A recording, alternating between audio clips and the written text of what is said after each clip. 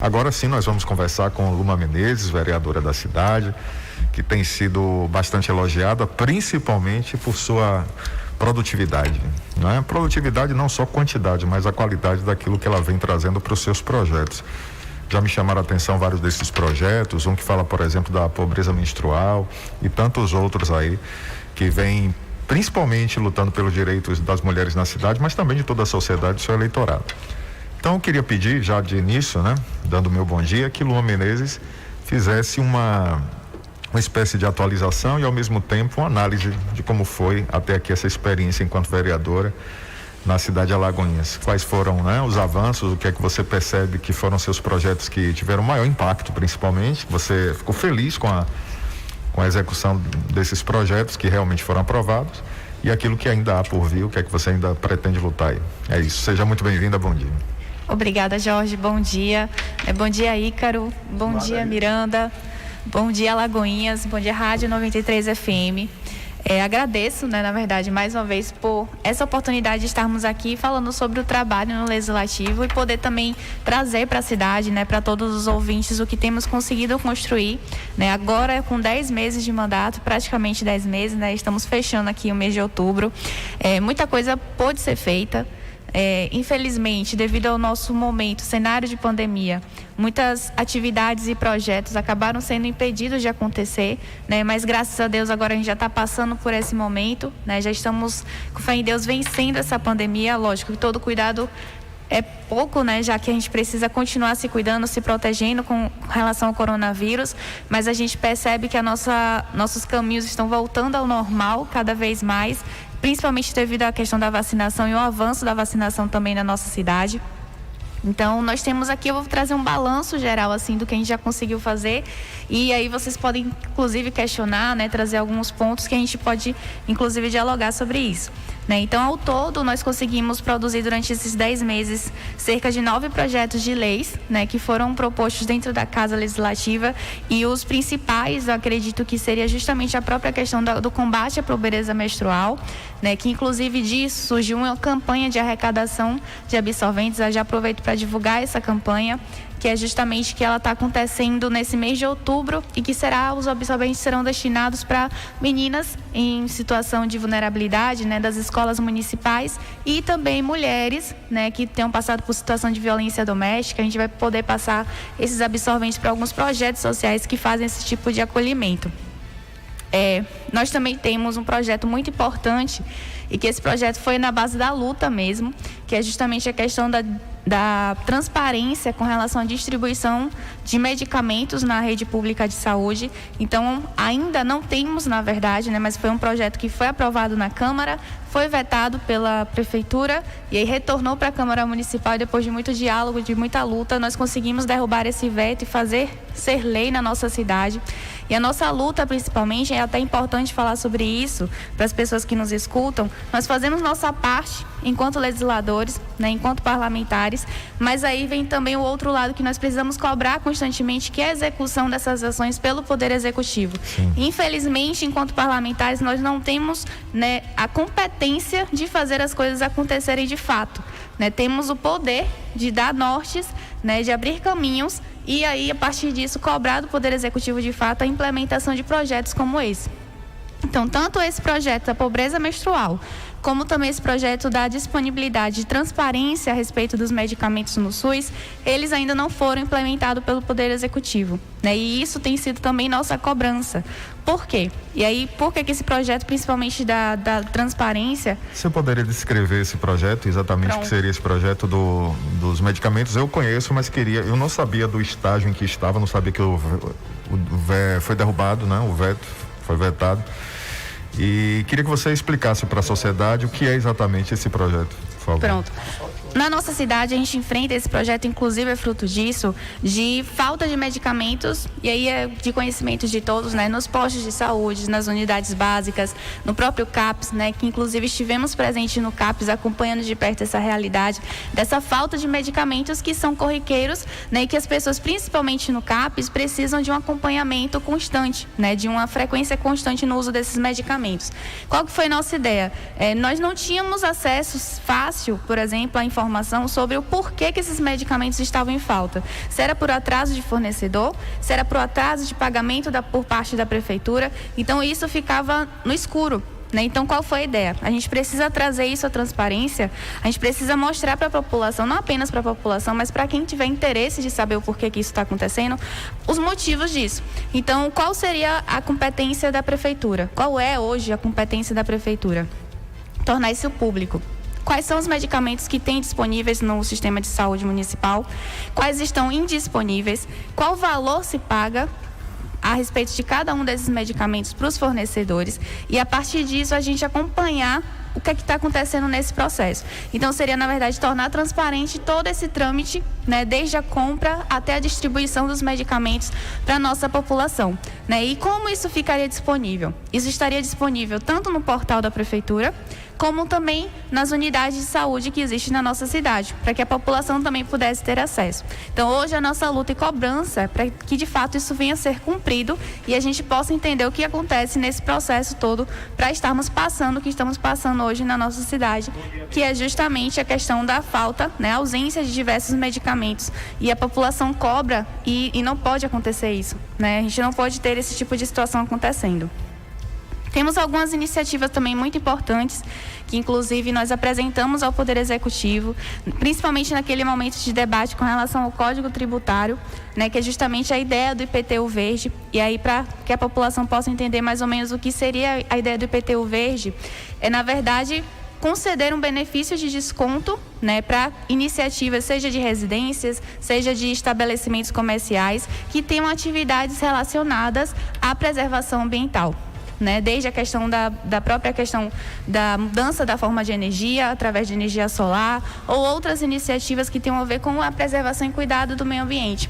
E isso aí geraria, de fato, um benefício no IPTU a ser pago, de um desconto que seria progressivo a partir da quantidade de medidas relacionadas ao meio ambiente que esse estabelecimento ou domicílio estariam implementando nos seus espaços. Eu queria só fazer um comentário, porque chegou uma mensagem aqui, é bom porque a rádio, ela precisa ter essa postura também de utilidade pública. Teve alguém que mandou uma mensagem aqui dizendo o seguinte: bom dia, Jorge, isso aí é projeto? Vamos falar de saúde, educação, segurança, olhe as ruas como estão.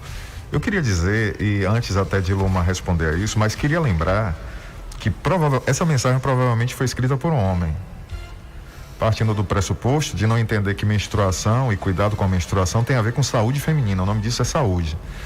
E uma segunda coisa é que talvez é muito provável que ele tenha ouvido antes do complemento, de entender que quando se fala de transparência relacionada a medicamentos, isso é diretamente ligado à questão da saúde. Então, obrigado por sua participação, mas lembrar isso, É importante dizer que esses dois itens, pelo menos até aqui, até onde nós estamos na entrevista, eles estão diretamente associados à questão da saúde. Ela pode falar também agora, daqui a pouco, sobre educação, sobre segurança, mas esses dois itens até então são da saúde. E é importante acompanhar, de fato, todas as ações, porque é o seguinte, a combate à pobreza menstrual, só para fechar até mesmo esse assunto, é também pauta de educação. Nós temos hoje no nosso país 1 a 4 meninas que deixam de ir para a escola justamente pela condição, pelo momento de ciclo menstrual que passa. E a gente sabe que isso atinge diretamente no aprendizado. Então, ou seja, num cenário onde o ciclo tem duração mais ou menos de 7 dias, é aquela menina deixar de ir para a escola durante 7 dias, todos os meses, pela condição que ela está. É disso que trata. A gente está tratando do combate à evasão escolar e também da preservação e cuidado da saúde da mulher. Então, não é um projeto que está desassociado a essas pautas. Pelo contrário, é um projeto de prevenção que trata dessas duas pautas que são extremamente necessárias para garantir, inclusive, a dignidade dessas meninas e também mulheres. Mas aí, falando diretamente sobre escolas, nós, durante a nossa caminhada até aqui, nós tivemos a oportunidade de visitar nossas escolas municipais. Inclusive, hoje ainda, nós estaremos retornando a uma escola que nós fomos inicialmente antes da reinauguração, a Escola Heraldo Tinoco, estava uma situação realmente caótica, né, questão estrutural mesmo, né, de vários problemas que estavam acontecendo na escola. E aí teve uma intervenção da Secretaria de Educação, estivemos lá antes e agora estamos retornando para ver, né, que tipo de intervenção foi de fato feita pela Secretaria de Educação e se de fato contempla a realidade e necessidade que os estudantes daquele espaço precisam ter para justamente garantir um aprendizado como deve ser. Então nós visitamos as unidades escolares, isso, né, gerou um resultado de 69 indicações que nós fizemos diretamente para a SEDUC, né, sinalizando quais eram os pontos frágeis nessas estruturas. Então, os principais pontos que nós encontrávamos era justamente a falta, inclusive, de acessibilidade para crianças e pessoas adultas com deficiência, né? E aí, quando a gente fala sobre a necessidade de termos escolas inclusivas, é justamente sobre isso, não é apenas no aprendizado, mas também no acesso a esses espaços.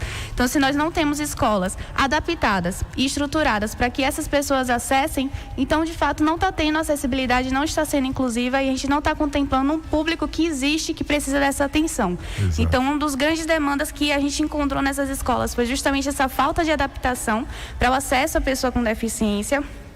Outras questões que eram pautas realmente estruturantes era realmente de banheiros e sanitários, né, em situações precárias, né, espaços como, por exemplo, cozinhas em situações também precárias. Então, no espaço onde é, na verdade, feita toda a questão da merenda escolar, tinha uma série de problemáticas que, inclusive, prejudicava o próprio acesso e a própria distribuição da merenda. Então, foram diversas as demandas que nós encontramos nas unidades e locais que realmente não devem continuar sendo, né, unidades escolares, e fizemos inclusive a sugestão de outros espaços para a ocupação dessas escolas.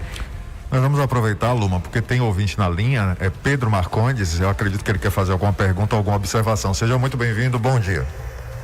Bom dia, professor Jorge, bom dia, Miranda, bom dia, Vamp, Ícaro Silva, bom dia, vereadora, tudo bem? Bom dia. Vereadora, esse projeto seu é muito válido, é louvável. Agora, eu queria saber, assim, de onde vai sair essa verba para poder contemplar essas mulheres guerreiras do nosso município, né? Até porque a gente vê a dificuldade hoje nas famílias em ter as fraldas descartáveis, né? Então, assim, é viável. Agora, eu gostaria de saber de onde vai sair esse dinheiro para poder garantir essas fraldas, né? Porque não basta só fazer indicação, criar um projeto, mas sim dizer de onde a verba vem. E também gostaria que você respondesse o que foi que o deputado, o Louco, né, e o filho dele trouxem ou vão trazer para Lagoinhas de benefícios, já que uma vez vocês apoiaram eles tiveram um número específico de votos e até agora a gente não viu nada, né? Bom dia. Obrigado, Pedro Marcondes. Luma Menezes vai responder agora. Pronto, bom dia, Pedro, obrigada pela intervenção. Primeiramente, falando sobre o projeto e a ideia inicial, até mesmo explicando um pouco mais sobre isso, é que esses absorventes possam ser distribuídos nas unidades escolares municipais, e aí seria próprio recurso da própria SEDUC, né, para que esse acesso tivesse, lógico, isso seria feito com base em dados. Quantas meninas nós temos na idade escolar que de fato estão também nesse período já de início do ciclo menstrual, né? Tudo isso seria levado em consideração justamente também para ter a programação e o cuidado na hora da compra desses absorventes para disponibilizar. Assim como a gente tem a disponibilização, por exemplo, de sabonetes, de papéis higiênicos, isso seria incluído na lista de material que seria colocado nas escolas municipais para acesso para essas meninas. Com relação às mulheres em situação de vulnerabilidade, esse item as alcança a partir do momento que a gente inclui esses itens, e isso é estabelecido na lei, nas cestas básicas que são distribuídas pelo município. Então, seria um item a mais que seria levado em consideração nessas compras de cestas básicas que já acontecem na nossa cidade, né, para que seja distribuído dessa forma também para essas mulheres. Com relação aos deputados que o Pedro falou, né, citou, uma ação que os deputados trouxeram foi a situação do CAF Vida, né? O que é o CAF Vida? Como eles têm esse trabalho ligado à Fundação, né, Dr. Jesus, que é um trabalho de reabilitação, né, de reestruturação de vidas, de pessoas que passaram, na verdade, por essa situação de vulnerabilidade às drogas, trouxeram para a cidade de Alagoinhas no ano de 2019, se eu não me engano, posso estar errado, mas acredito que foi em 2019, o CAF Vida, que é justamente uma extensão da Fundação Dr. Jesus, né, justamente para fazer o acolhimento dessa vez para as famílias dessas vítimas, né, dessas pessoas que foram usuárias de drogas de alguma maneira. E aí tem todo um acesso a psicólogo, assistente social, acompanhamento, para que de fato esse trabalho também alcance essas pessoas. Inclusive, gostaria até de fazer um comentário a respeito disso, né? Para o próximo ano, né, nós não estaremos, de fato, apoiando o deputado Sargento Isidório e o deputado Isidório Filho, né, justamente também por questões de mudanças nesse cenário político, questões de identificação política, né, mas o trabalho que eles fizeram é um trabalho válido, o que eles trouxeram para a nossa cidade permanece como uma atuação também do próprio Avante aqui no nosso município, mas para 2022 não vai continuar. Não é uma permanência que nós teremos. Nós vamos então a um breve intervalo, daqui a pouco Luma Menezes ainda vai continuar conosco, Miranda de Lima. Pois é muito pouco para os votos que ele teve em Alagoinhas, viu? 7-1 na Bahia, a gente volta já. O Jorge, o Biratã. Agora 7h14, de volta com a vereadora Luma Menezes. Voltamos então com a vereadora Luma Menezes. Luma, então, agora eu queria fazer uma pergunta que já foi feita a outros vereadores, que inclusive alguns já estiveram aqui ou falaram por telefone, alguma coisa do tipo.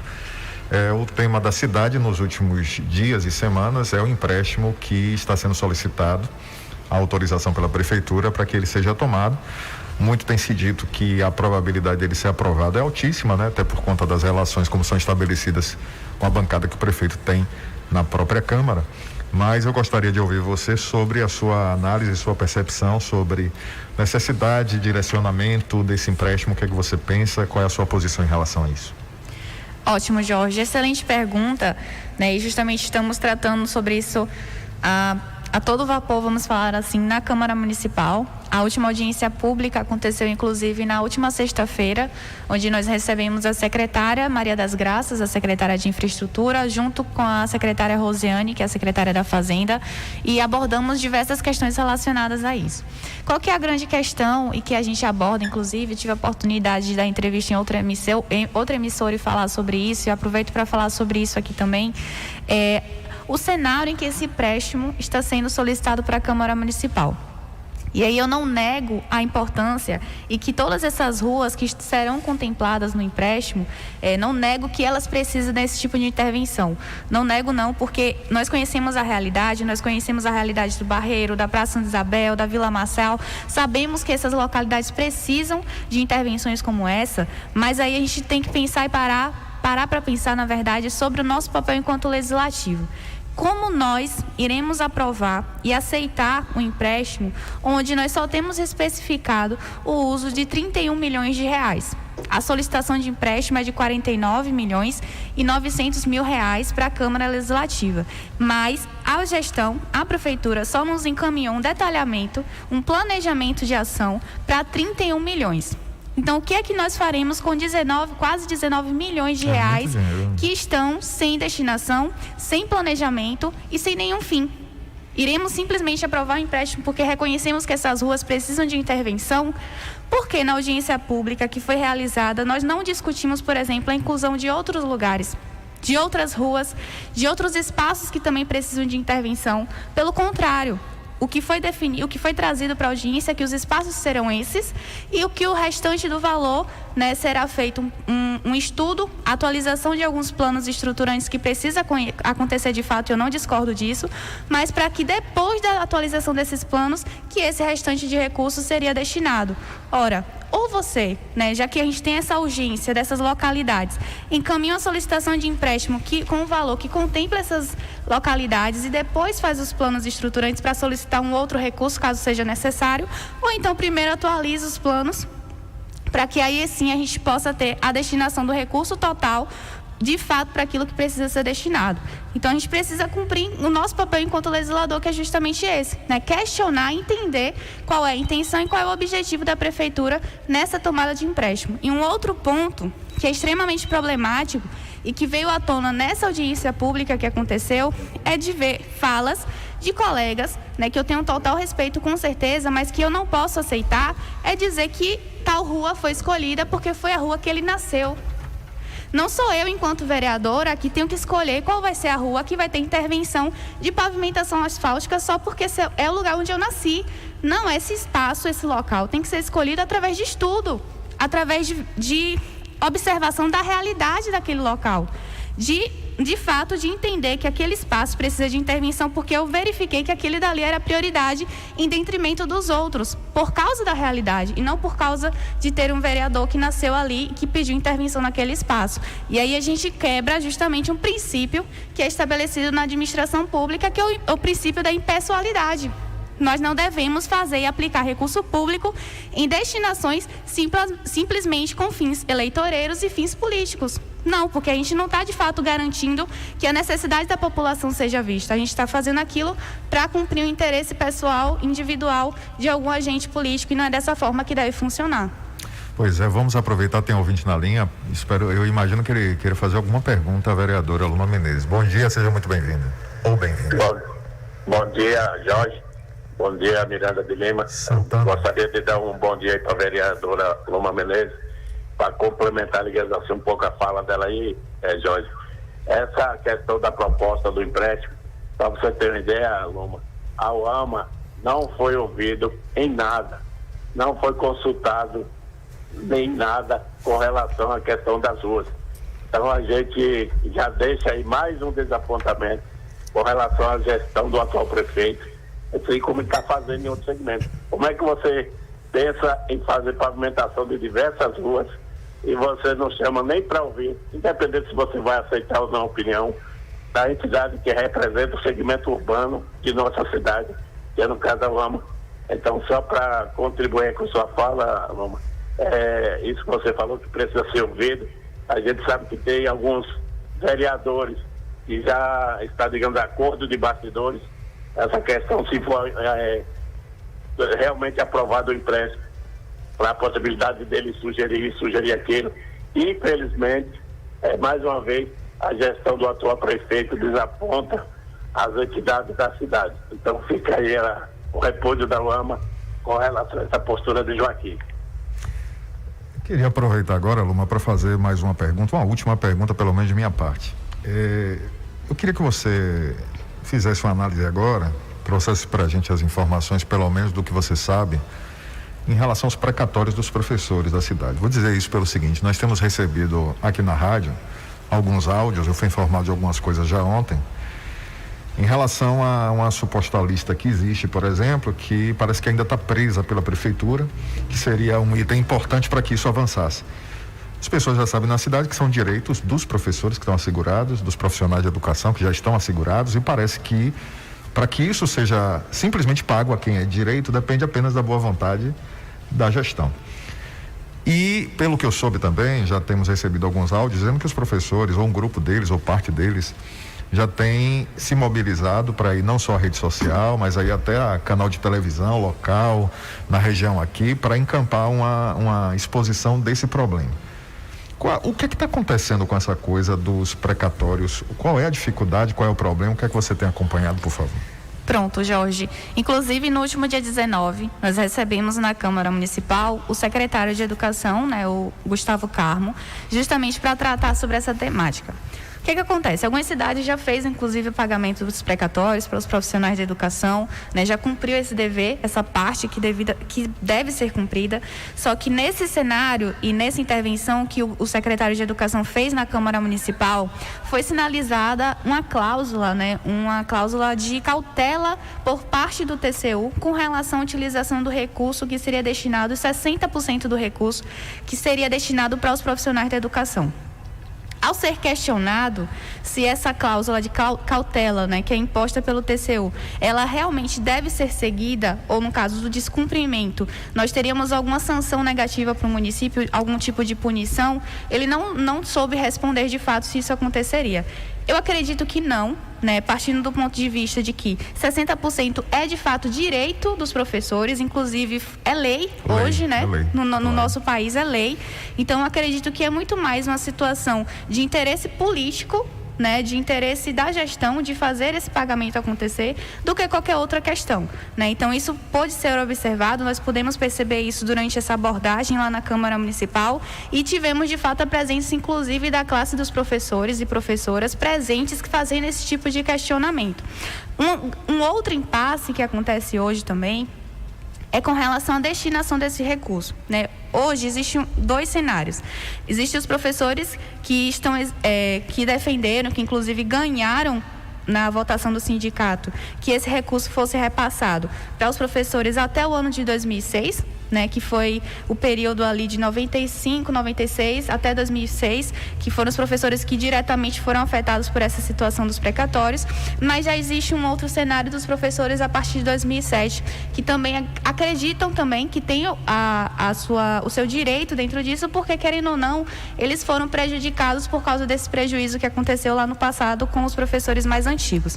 Então existe também essa situação acontecendo, né, que inclusive eles já sinalizaram que provavelmente entrarão, né, na justiça, exigindo também ter direito desse recurso, e aí também está nessa questão de diálogo entre eles sobre essa situação para definir quem de fato irá receber esse recurso e ser passado para a Câmara Municipal o projeto de lei que vai tratar da destinação do recurso do Fundef.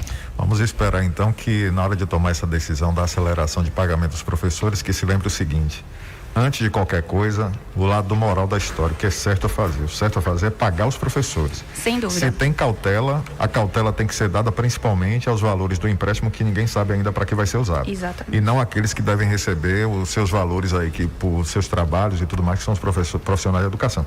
Vamos esperar o que vai acontecer nos próximos dias, vamos monitorar e fazer a nossa observação aqui, análise de acordo com proteção, claro, aos professores, professoras, profissionais de educação de forma geral. Luma, estamos chegando ao final. Queria que você desse as suas palavras finais, talvez alguma coisa que a gente não tenha comentado. Fique à vontade, por favor. Jorge, eu quero agradecer, né, mais uma vez por essa oportunidade. Reforço que é muito importante, e aí uma mensagem para a população que está nos escutando. É muito importante acompanhar diariamente o trabalho do Legislativo. Hoje as transmissões das sessões acontecem, né, online, ao vivo, né, através de diversas plataformas como YouTube, Facebook, Instagram, para que as pessoas possam ter acesso ao que está sendo feito, o que está sendo discutido, o que nós estamos defendendo na Câmara Municipal. Então, muito importante que a população também reconheça e entenda o seu papel enquanto cidadão, que precisa ser ativo e fiscalizador, que política não acontece apenas em momentos de eleição, política acontece todos os dias, diariamente, e que a população precisa entender que ela é a protagonista nesse processo, né? Então, com essas transmissões é uma grande oportunidade, inclusive, para a gente entender, né, e desconstruir aquela fala que diz, vereador não faz nada. Isso é uma fala generalista e que não, de fato, representa a realidade da nossa Câmara Municipal. E eu posso falar sobre isso porque eu sou prova viva disso, né? Nós temos trabalho, nós temos produção e nós precisamos, inclusive, que a população acompanhe esse trabalho para que, de fato, essa fala seja desconstruída na nossa cidade. Então, é muito importante que isso aconteça, né? E aí, se vocês não podem acompanhar no horário exato que acontecem as sessões, vocês podem, inclusive, retirar um momento do seu dia, né, para assistir depois, porque fica tudo gravado no YouTube, para você acompanhar, de fato, o que está acontecendo. O futuro da cidade, as discussões importantes do município acontecem naquele espaço. Então é muito necessário que a população esteja atenta ao que está acontecendo na Câmara todos os dias para de fato entender como está sendo essa defesa da cidade. Então agradeço mais uma vez, me coloco sempre à disposição. Nosso mandato é um mandato aberto, um mandato transparente, um mandato que preza pela participação popular. Então, nós temos, inclusive, um canal direto de atendimento às pessoas. E aí eu deixo aqui o número para quem não tem, né? 759-9913-0070. É o nosso WhatsApp de gabinete, onde nós recebemos demandas da cidade e buscamos caminhos para fazer valer e fazer cumprir, né, as solicitações e denúncias que são trazidas até nós e, de fato, fazer valer o nosso papel enquanto parlamentar da cidade, que é de fato ouvir a população e representá-la. Muito obrigado então. Luma Menezes, vereadora da cidade. Miranda de Lima. Muito bem, agora são 7h27.